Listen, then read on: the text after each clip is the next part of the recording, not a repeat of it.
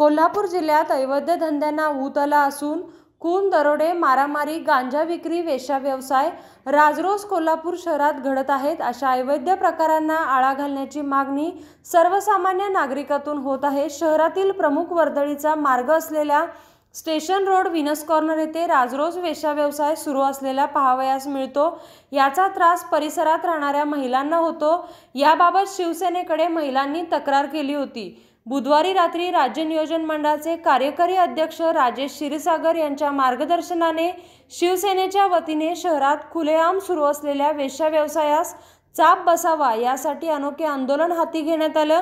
शहराच्या वर्दळीच्या ठिकाणी वेश्या व्यवसाय करणाऱ्यांना हाकलून पोलीस प्रशासनाच्या ताब्यात देण्यात आलं। शिवसेनेचे या दणक्याने सदर भागातील महिलांनी समाधान व्यक्त केले। या करवीर नगरीत प्रवेश केल्यानंतर ज्या आपल्या रणरागिणी तारा राणींचा पुतळा आहे, ज्या तारा राणींनी परकीय आक्रमकांना ह्या महाराष्ट्र भूमीत कबरीत घातलं, त्या तारा राणींच्या भूमीत जरासं पुढे आल्यानंतर या व्हिनस कॉर्नर परिसरात वेश्या व्यवसायाचा सुळसुळाट झाला होता। तरुण मुलं आणि काही लोक या वेश्यांचा कोपऱ्या कोपऱ्याला गल्ली गल्लीला वेश्यांचा उच्छाद मांडला होता।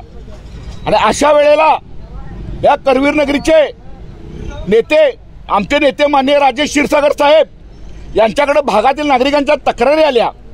या भागातील काही चांगल्या गृहिणींना आणि तरुण मुलींना या वेश्या व्यावसायिक मुलींच्यामुळे त्रास होत होता।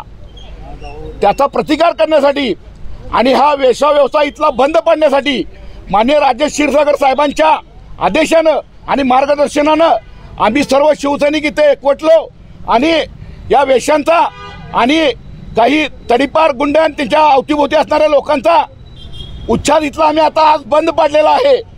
आणि प्रशासनानं याची वेळी दखल घेतली नाही तरी आम्ही प्रशासनावर अवलंबून बसणारे नाही आहोत।